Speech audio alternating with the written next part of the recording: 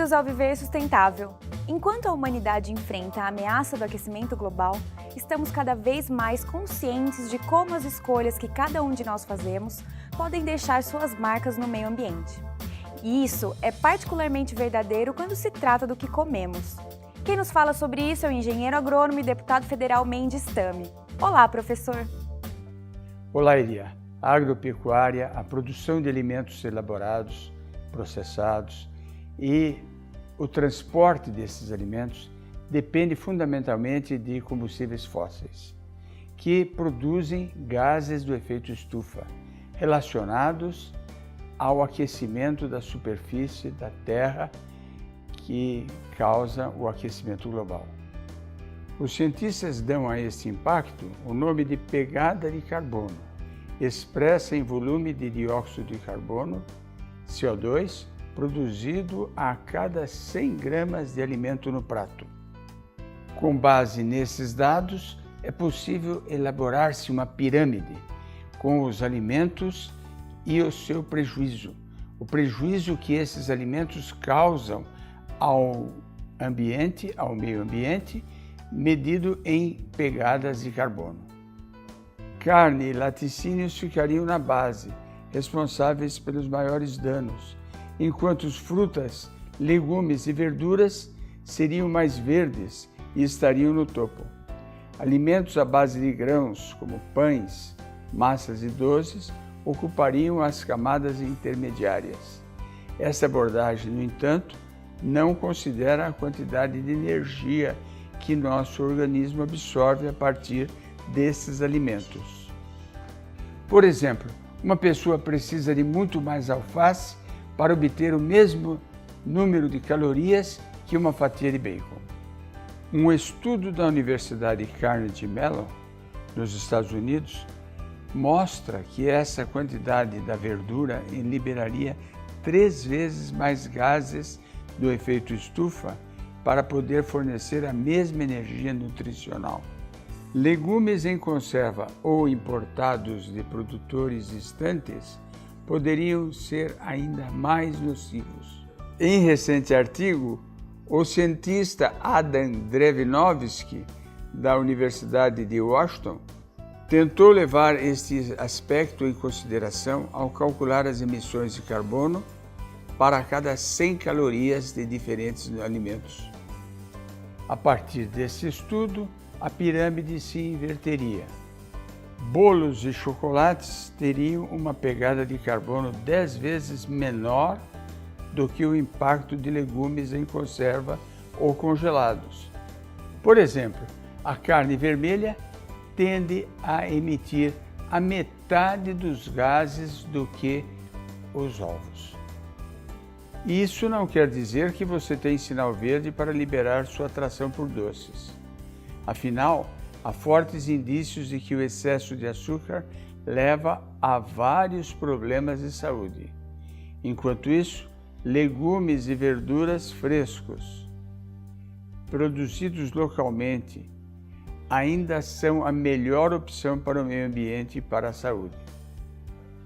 Devemos atentar para os dados expostos nessa tabela, pois ela nos ajuda a tomar as melhores decisões para proteger o ambiente e a nossa saúde.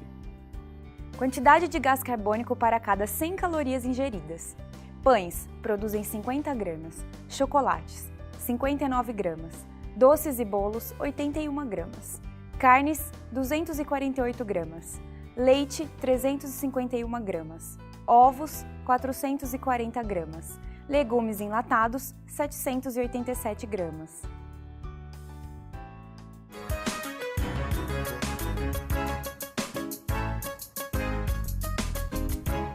Oi, meu nome é Rafaela, eu faço design gráfico. Eu gostaria de saber se a questão da sustentabilidade pode ser ligada a um problema populacional. Isso porque o crescimento populacional não é uma variável que possamos controlar. Nós sabemos já de antemão que haverá um crescimento populacional inevitável até o ano 2050 de aproximadamente 2,6 bilhões de pessoas a mais no planeta. Portanto, partindo como um dado, um dado inevitável, o crescimento populacional, devemos cuidar do enfrentamento das questões relacionadas à sustentabilidade de outra forma, através de tecnologia, do consumo responsável, da gestão compartilhada dos recursos naturais, para podermos diminuir o desperdício, substituir energias sujas por energias limpas, substituir o uso indevido de embalagens por produtos que possam ser retornáveis, recicláveis e recuperáveis. Oi, meu nome é Daniela, eu faço design de interiores e eu queria saber se o termo sustentável é sinônimo de verde. Na minha opinião, há uma diferença. Embora, na prática, as pessoas troquem, misturem verde por sustentável, na realidade são conceitos diferentes. Verde é aquilo que está relacionado ao uso dos produtos naturais, sem industrialização ou de uma forma espontânea, da forma como eles vêm na natureza. Enquanto que sustentável significa aquilo que não agride a natureza. Pode ser algo artificial, um painel solar, uma energia eólica, energia do vento, criada por tecnologia humana, tem nada a ver com o que vem pronto da natureza, mas feito de uma forma a não gerar resíduos, a não emitir CO2, a minimizar a utilização de água, em suma, feito de uma forma a podermos utilizar os recursos naturais hoje e no futuro. As futuras gerações poderão fazê-lo da mesma forma como estamos fazendo hoje. Este é, na essência, o significado do conceito de sustentabilidade. Segundo a ONG Greenpeace, as 10 empresas que receberam as maiores multas por destruir a Amazônia entre agosto de 2015 e julho de 2016 acumularam mais de 260 milhões em penalidades, e a maior parte dessas multas não são pagas. No mesmo período, como mostrou estimativas do Instituto Nacional de Pesquisas Espaciais, houve aumento de 29% do desmatamento na região. As multas incluem crimes como desmatamento, exploração ilegal de madeira, transporte ilegal de madeira e fraude no sistema. Quem comenta sobre isso é o deputado federal Mendes Tami, que já foi presidente da CPI que investigou a biopirataria no Brasil. O IBAMA, Instituto Brasileiro de Meio Ambiente e de Recursos Naturais Renováveis, aplica as multas. O problema é que essas multas não são pagas. O país perde com o não pagamento dessas multas. Além de que esses recursos permitiriam que não só se criassem novas unidades de conservação, instituíssem políticas públicas de manutenção da floresta em pé e acabasse de uma vez com o desmatamento ilegal. A análise da ONG Greenpeace indicou também que cerca de 15% de desmatamento ocorreu em áreas protegidas, que incluem unidades de conservação e terras indígenas. Segundo esta ONG, o desmatamento ocorreu nas unidades de conservação devido à falta de implementação e gestão, deixando estas áreas expostas a apropriações indevidas, desmatamento, exploração ilegal de madeira e outros crimes ambientais. A justificativa utilizada pelo IBAMA para esta perda de arrecadação é de que ele está se modernizando para conseguir na justiça um julgamento mais rápido que permita o recebimento a tempo destas multas. Na verdade, esse esforço do IBAMA ainda não se concretizou, porque os levantamentos feitos entre 2010 e 2015 mostram que as multas cobradas e pagas não chegam a 10%, estão em torno de 8,7%. Não percam no próximo bloco uma matéria em que o professor e deputado Mendes Tami explica o que é pegada ecológica. Não saia daí, o Viver Sustentável volta já. Olho Vivo Consumidor. Os recursos hídricos mundiais estão se esgotando. Algumas regiões, até mesmo no Brasil, já sofrem com a falta de água para beber. Por isso, economize na hora do banho. Uma chuveirada demorada pode gastar cerca de 150 litros de água limpa.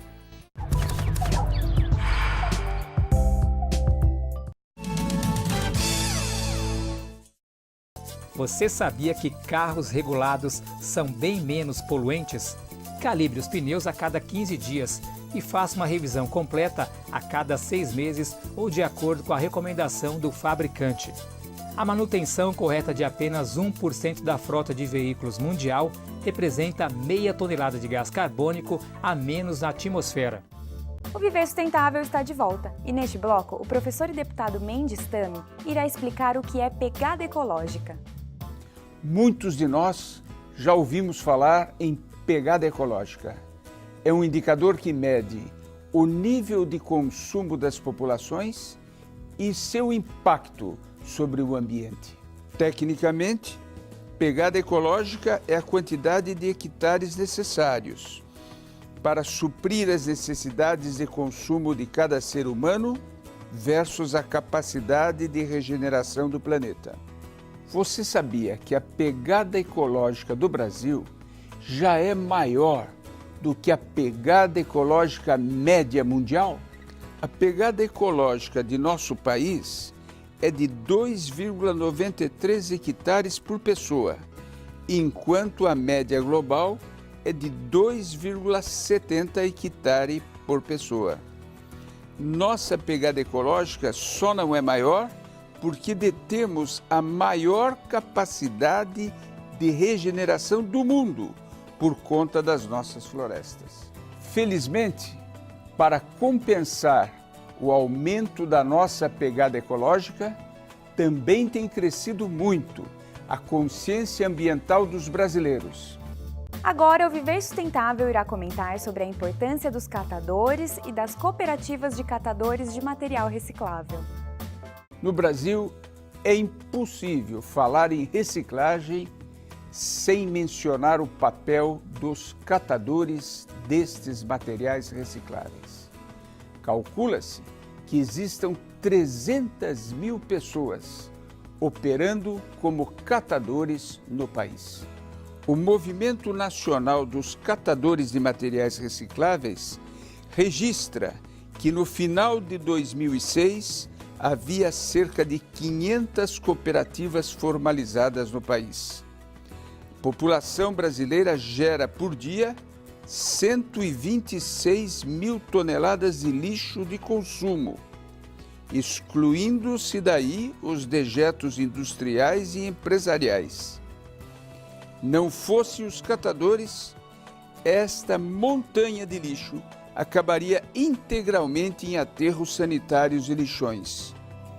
Na cidade de São Paulo, por exemplo, 20 mil catadores desviam dos lixões 8 mil quilos de materiais por dia, segundo dados de 2007.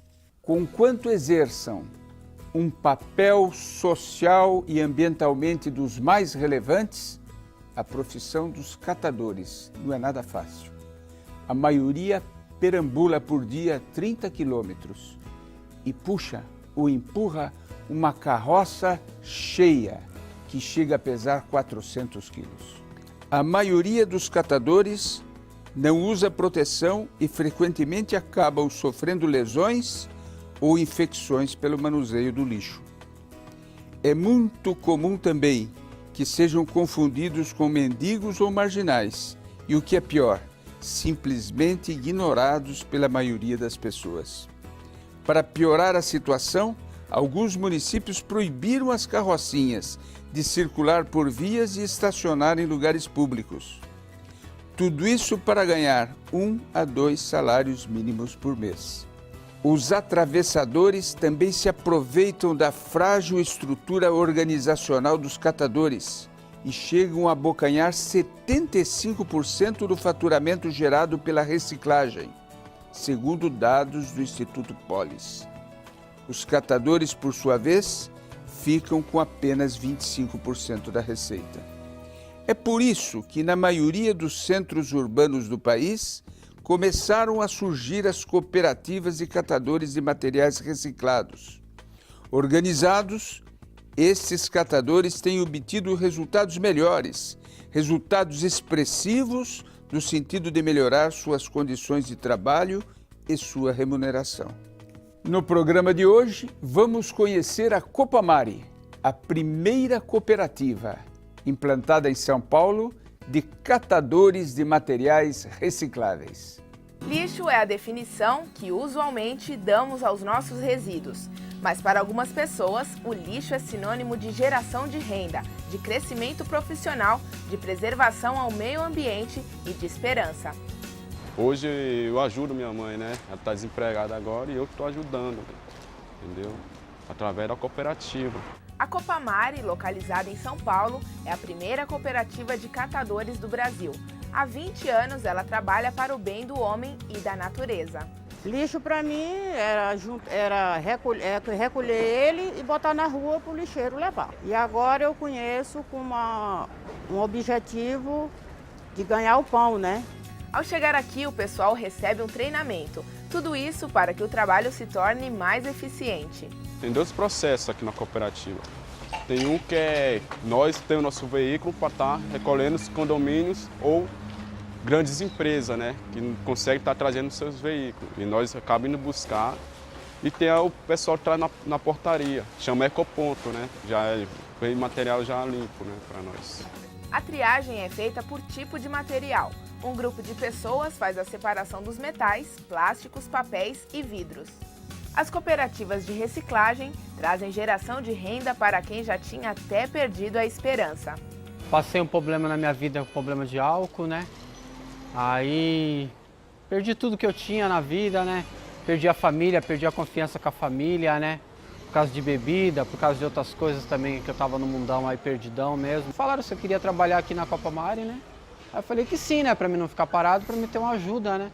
Ter um vínculo, né? Pra mim poder melhorar de vida, né? Uma maneira de ajudar as cooperativas é fazer a separação dos materiais e destiná-los aos ecopontos. Só gostaria que os pessoal de casa, né, ajudasse mais as cooperativas, né? Não jogasse muito material fora, né? Mas se puder trazer na cooperativa, é bem-vindo. A sustentabilidade é a principal característica das cooperativas de catadores.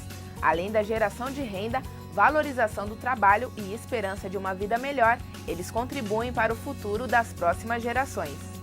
A gente contribui muito, né? Pro planeta Terra, né? Acho que a gente está ajudando o ambiente, né?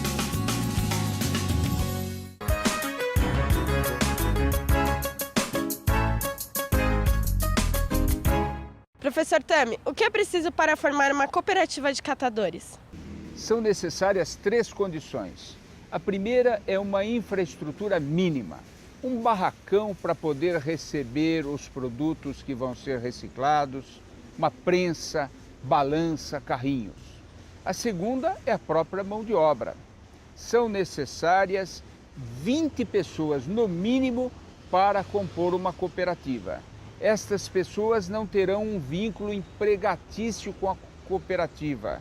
Receberão proporcionalmente aos produtos coletados ou proporcionalmente à renda oferida pela cooperativa. E a terceira condição é documentação legal. É necessária a participação de um advogado para redigir o estatuto e proceder à inscrição da cooperativa junto aos órgãos competentes. Não perca no próximo bloco uma matéria sobre reciclagem de plástico. O Viver Sustentável pergunta: em qual lixeira devemos jogar a caixinha Tetra Pak, já que ela é composta por plástico, papel e alumínio? Letra A, na lixeira de papel. B, plástico. C, metal. Ou D, nenhuma das anteriores? A resposta você vê no próximo bloco.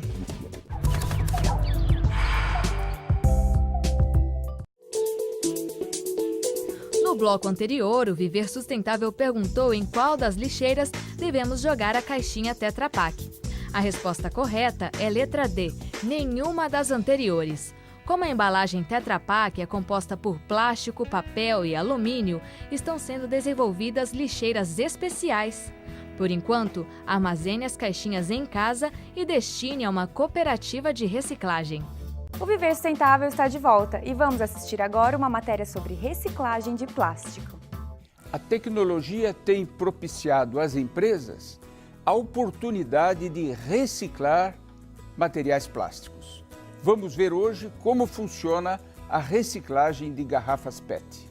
O botão da sua camisa, as suas roupas, a cuba da pia do banheiro e vários outros objetos do nosso dia a dia podem ter sido feitos de garrafa PET reciclada. Depois que a garrafa foi para o lixo, ela será coletada, né, pelos catadores, pelos coletadores, e a garrafa será encaminhada então para as empresas que vão reprocessá-la. Essa garrafa então deve ser lavada e separar o que é rótulo, o que é tampa e deixar somente o PET, que é a matéria-prima que foi feita a garrafa. Nesse momento ela vai passar por um processo de moagem, onde ela vai ser transformada, vai ser picada e transformada em flocos. Aí passa por um outro processo de lavagem para retirar outras impurezas, a areia que tinha no lixo, por exemplo. A partir do momento que a garrafa foi transformada em flocos e está somente em PET, não tem mais rótulos nem tampa, esses flocos eles são úteis como matéria-prima na produção da resina poliéster. Assim que nós recebemos as garrafas em flocos, em grandes sacos, nós fazemos uma análise de qualidade para saber se aquela garrafa, se aquele floco não tem contaminação. Isso é feito em nosso laboratório.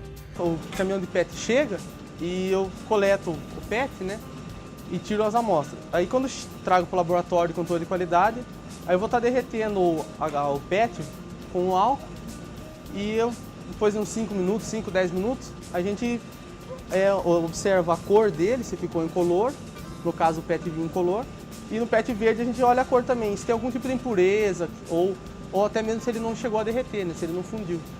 Daí depois que está nesse estado aqui, a gente libera ele, né, para a fábrica.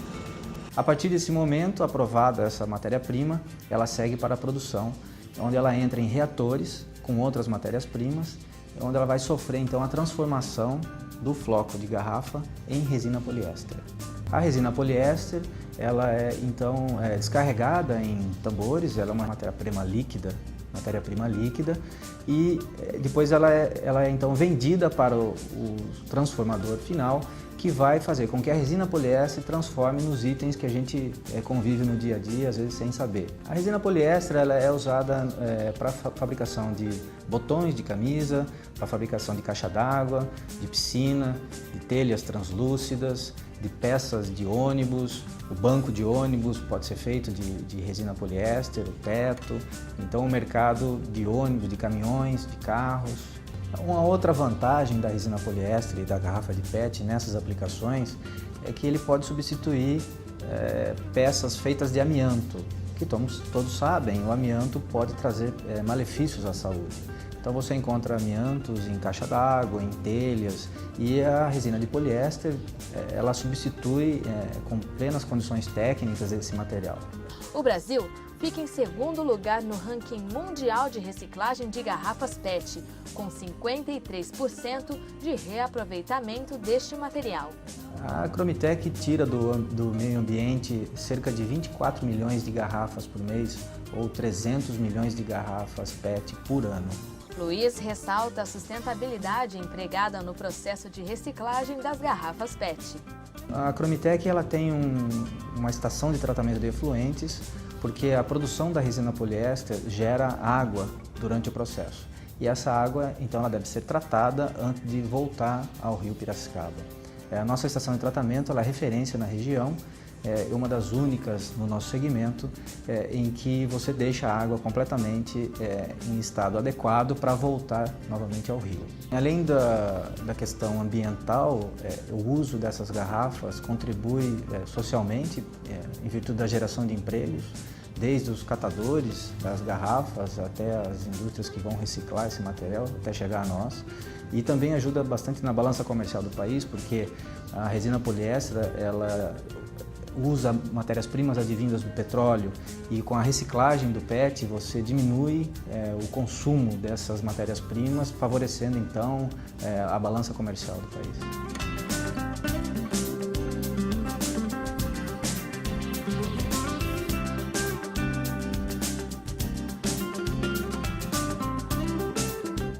Com dados fornecidos pelo Sempre, vamos ver como estão os preços por tonelada das principais matérias-primas destinadas à reciclagem.